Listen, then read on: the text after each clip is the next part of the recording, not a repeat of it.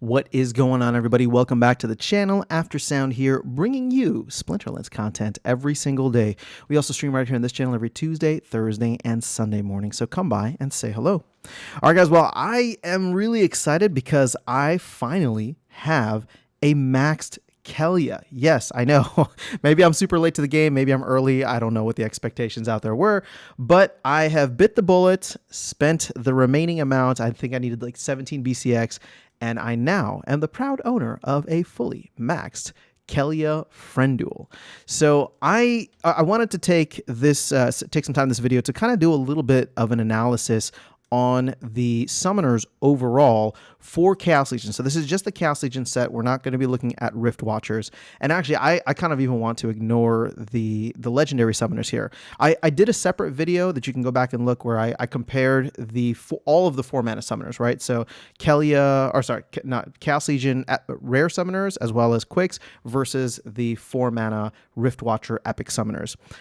So you can go check that out if you want more of a detailed deep dive. But for this video specifically, I'm trying to figure out in what order do I go through and max out the rest of the rare summoners. So as I said, here's my situation. I have a maxed Lux Vega, obviously, and a maxed Quicks the Devious.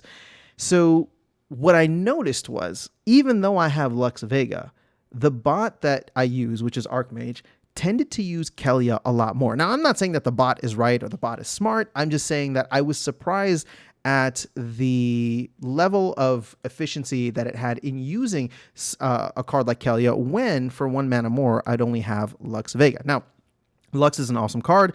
I love it. I'm really glad I have one. I think it's actually one of the very underrated cards, despite its price. It allowed me to get by without needing any of these rare summoners maxed out for a very long time. But I'm kind of capped really at Diamond, maybe in, low champion. I've reached a couple of times just end of season.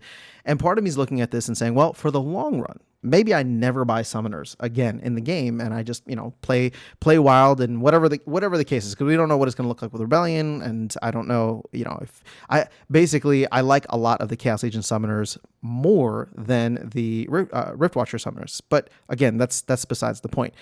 I would like to, at least as a goal, max out all of my Chaos Legion summoners at some point. So the fact that I have Quicks the Devious done, and now Kelya, I'm looking ahead and I'm wondering what are the ones that I should do. And this is where I'd love to get your feedback and your opinion on, now that you know what my situation is. And most of the time I'm using either Quicks or Lux. But in a lot of Little League games, for some reason that rule set pops up all the time.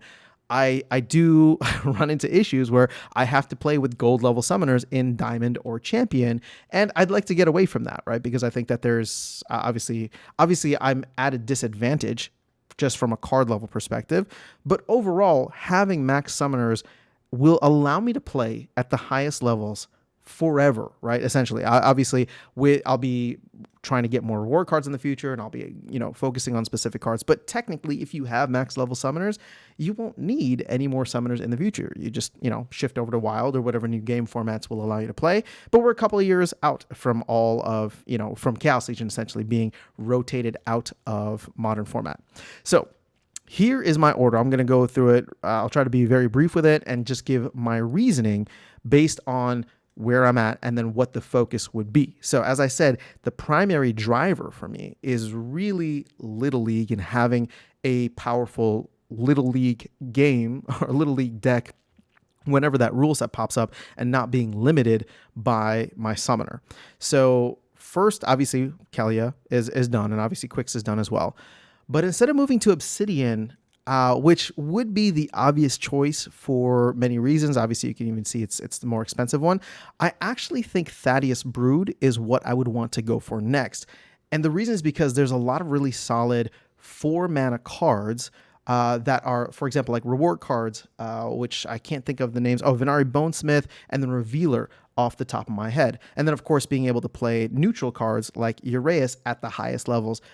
To me, Death is not just solid in terms of the cards that it has, but also with the -1, you can kind of counter something like Obsidian as well. So I'm playing the counter game there, but I'm allowing myself to still use all like high level cards. So for example, even something like a Dr. Blight, which would be great with Obsidian, is also good with something like Thaddeus Brood, because the -1 health here, and then the weaken for Dr. Blight at level 4 or maxed out is like a -2 health, which could come in really handy. So between those two, I'm actually curious to know, would you go for Thaddeus Brood or Obsidian? From there, well, Thaddeus Brood, and then I think I would go to Obsidian next. From there, just based on price, I actually think that I would go for General Sloan first. I know I'm being a little contrarian here, but it's just significantly cheaper, and I just don't use Tarsa very much. If anything, I love playing Conqueror Yasik at the higher levels with fire, or specifically, I like playing what's her name, Lux Vega, with the 2. Again, that's outside the scope of what I wanted to cover with the video, because someone like Tarso is very good for cards like Zenith Monk, cards like Uraeus, but for some reason I don't see myself using it a lot, even in gold Little League matches. And while I don't play ranked in gold anymore, all of my brawls are still in gold, and I'll do challenge matches here and there in gold with people who have similar level decks.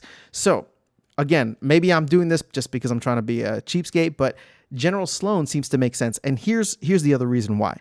One of my favorite cards to use not even just in Little League games, is a maxed out Pelacor Conjurer.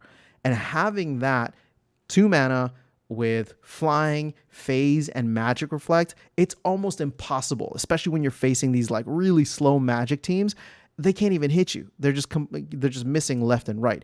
And I don't have that option in Little League games at the higher levels. So literally just for that card alone, I would love to have Pelacor Conjurer maxed out in Little League games in a way that I don't right now, unless I'm playing